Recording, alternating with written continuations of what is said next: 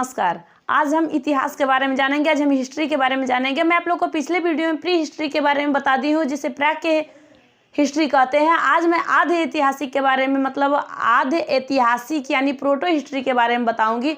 इस proto history को सिंधु घाटी सभ्यता कहते हैं। इसमें पहली बार हड़प्पा की खुदाई हुई थी, उसके बाद मोहनजोदड़ो और चंद्रहुड्डो, यानी इन तीनों के बारे में आज हम जानेंगे कि इनके खोजकर्ता और कौन से सन में ये खुदाई हुई थी। इसके बारे में हमें पूरे डिटेल से आज जानकारी लेनी है। हड़प्पा की खुदाई हुई थी 1921 में, लेकिन इसके खोजकर्ता कौन है तो दयाराम साहनी है। दयाराम साहनी ये कौन है? ये हड़प्पा के जब खुदाई हुआ था तो उस समय, मतलब इसके खोजकर्ता हैं, और 1921 में हड़प्पा का खुदाई हुआ था। जो आधे ऐतिहासिक के बारे में पढ़ा जाता है, जैसे हम प्राक के ऐतिहासिक के बारे में पिछले वीडियो में आप लोग को पूरा बता दी हूँ, लेकिन आधे ऐतिहासिक के बारे में बताना रह गया था, तो इसी को मैं आपको इस वीडियो में बताऊंगी। और इसमें ये भी जानकारी आपको बताना है कि हड़प्पा जब खुदाई हुआ था तो उसमें क्या क्या मिला था। हड़प्पा कौन से नदी के किनारे पे है? तो रावी नदी के किनारे पे आप बता सकते हो कि रावी नदी के किनारे पे हड़प्पा है, वहीं पे खुदाई हुआ था। इसके बाद इसमें क्या क्या मिला था? देखो, इसमें अन्नागार मिला था। हड़प्पा में अन्नागार का मतलब क्या होता है कि जहाँ पे अनाज रखा जाता है, बहुत बड़ा भंडार जो होता है, अनाजों का गोदाम जो होता है, इसे कहते हैं अन्नागार। इसी अन्नागार मतलब वहाँ पे मिला था। इससे बहुत बड़ा मोहनजोदड़ो में अन्नागार मिला था। यहाँ पे छोटा ही मिला, लेकिन मोहनजोदड़ो में इससे भी बड़ा मिला था। अनाज रखने वाला जो गोदाम कहते हैं, भंडार कहते हैं, जिसे कहते हैं अन्नागार कहते हैं। यहीं पे मातृदेवी की मूर्ति मिली थी। किसकी? मातृदेवी की मूर्ति भी मिली थी।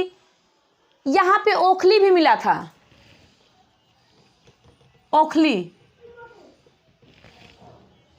इस हड़प्पा में मिला था, ओखली भी मिला था। इसके बाद में यहाँ श्रमिक आवास भी मिला था।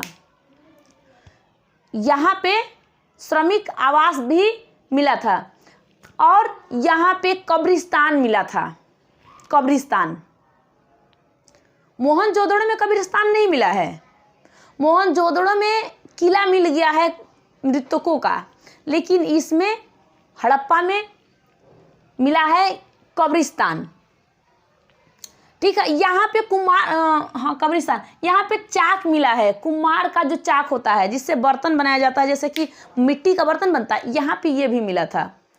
अब आपको पता होगा कि हड़प्पा में 1921 में इसकी खुदाई हुई थी। इसके खोजकर्ता दयाराम साहनी है।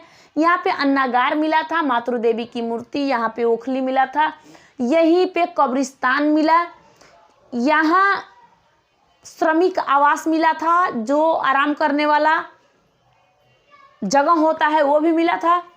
ये सब कहाँ मिला? हड़प्पा में मिल गया।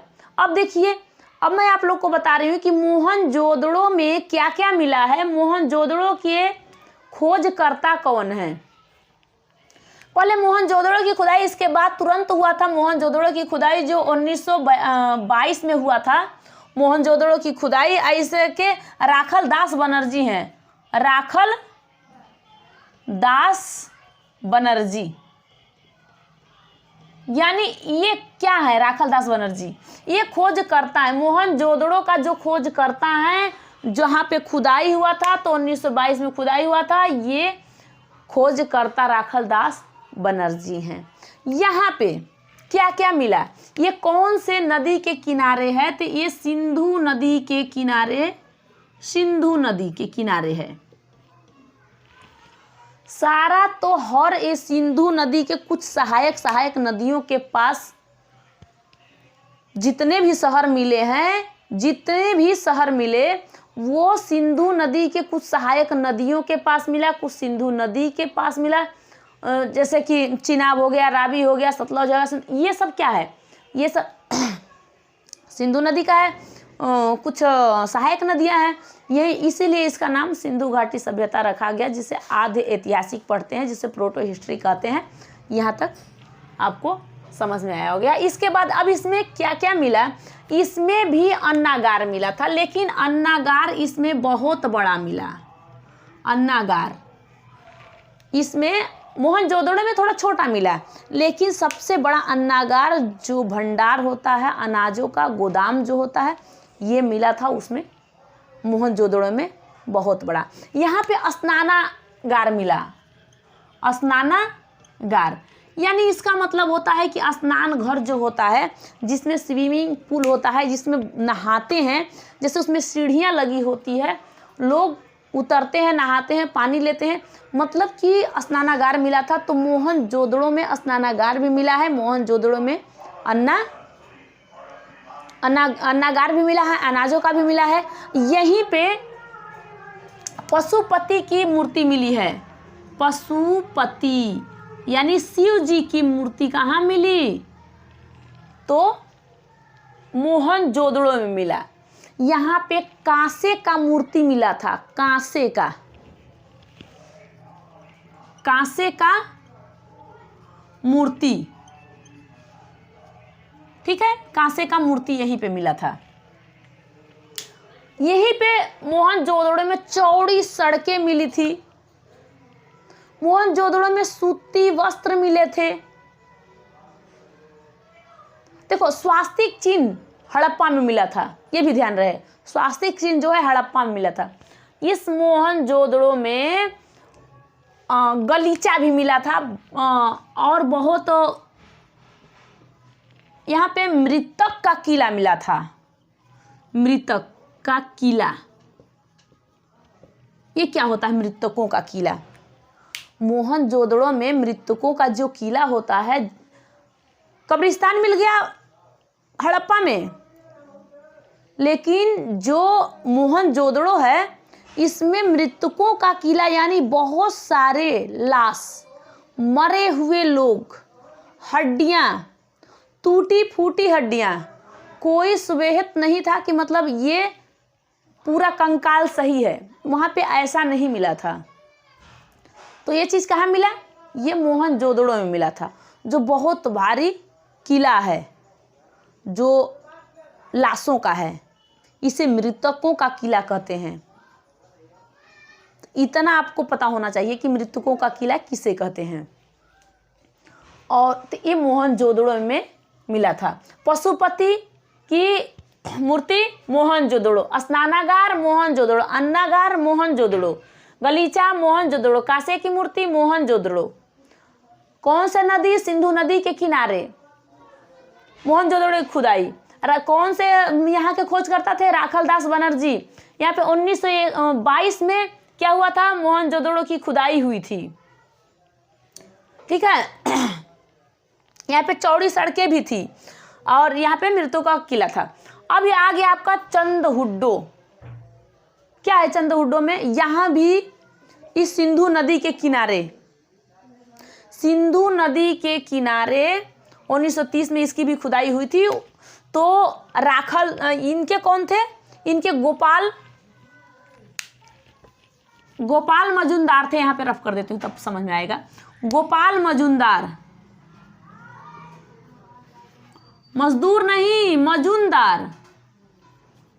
मजुमदार यानी गोपाल मजुमदार इसके खोज करता है चंदहुड्डो के। ये भी सिंधु नदी के किनारे है, सिंधु नदी के किनारे है।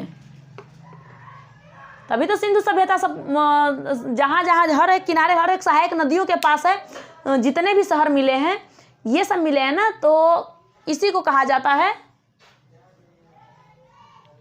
ये चंदहुड्डो कहा जाएगा। जो शहर मिल गए हैं, अंदर दबे हुए शहर थे, पुराने पहले, बहुत तो ये दिनों का बात है, 250 साल का बात है, जो कि उतने समय पहले जिसका घर था, जिसका वो दब गया था, उसी में से खुदाई हुआ तो निकलने लगा।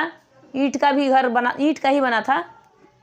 अब देखो जो चंदहुड्डो है, ये गोपाल दास मजुमदार इसे के खोज करता है, लेकिन क्या इसमें जो किला था, ये चारों तरफ से हड़प्पा में और मोहनजोदड़ो में जो मिला था तो चारों तरफ से ईंट से घिरा हुआ था, यानी किला मतलब तैयार था। लेकिन ये नहीं, ये ऐसे ही था, इसके चारों तरफ से ईंट नहीं था, यानी कि इसमें घिराव नहीं था चारों तरफ से। ये चनहुड्डों में यहाँ पे ऐसी क्या चीज़ मिली थी? तो यहाँ पे बहुत सारे मेकअप का सामान, यानी कि जो चेहरे पे लगाने वाला, पहले भी लोग मेकअप करते थे, उस समय लिपस्टिक मिला था। इसी में देखो औरतों को बहुत सारा सामान मिला, इसमें चूड़ी नहीं मिली थी, या चूड़ी के विषय में इसमें नहीं पूछना, चूड़ी इसमें नहीं मिली ही नहीं थी। और यहाँ पे कुत्ते बिल्ली का निशान भी मिले थे। उस समय कुत्ते बिल्ली भी थे, लेकिन जो खुदाई कर रहे थे इस चंदहुड्डों में औरतों का मेकअप का सामान मिल गया था, और यहाँ पे उतना नहीं कुछ मिला। देख रहे हैं यहाँ पे कांसे, तांबा, यहाँ पे कुल सब कुछ मिला है मोहनजोदड़ो में, ध्यान रहे, तांबे का, कांसे का, ये सब चीज़ यहाँ पे मिला है। लेकिन चंदहुड्डों में नहीं, उतना नहीं मिला है। और अब मान लीजिए जो चंदहुड्डों के गोपाल मजूमदार जो थे, इन्होंने देखा कि यहाँ पे औरतों का सामान मिल रहा है मेकअप का, लेकिन इन्होंने देखा कि यहाँ पे चूड़ी उड़ी नहीं मिल रहा है। यहाँ पे लोग क्यों नहीं एक किला यहाँ पे चारों तरफ से लगाया गया था? दीवार क्यों नहीं दिया गया था? वहाँ पे दीवार भी तो दिया जाता, लेकिन यहाँ पे दीवार नहीं था और इन दोनों में दीवार है। देखो हर एक ऐसे जो शहर मिले हैं पास में, सिंधु घाटी सभ्यता के जो पास में शहर मिली है, इन शहर के विषय में मैं आपको हर एक वीडियो में पार्ट 1, पार्ट 2, पार्ट 3 करके ऐसे बताती जाऊंगी। आपको ये पता चलता जाएगा कि किस में क्या मिला है। यही तो पेपर में आता है, यही तो पूछा जाता है। तो कौन से में क्या मिला है, इसके बारे में आप लोग पूरी अच्छी तरह से जान जाओगे। वीडियो में इसके थंबनेल से पता चल जाता है कि इसमें कुछ है, यानी बताया गया है। तो आपको इतना ये तीनों शहरों के बारे में पता चल गया होगा। आदि ऐतिहासिक को ही सिंधु घाटी सभ्यता कहते हैं। अब आप लोग को समझ में आ गया। Thank you.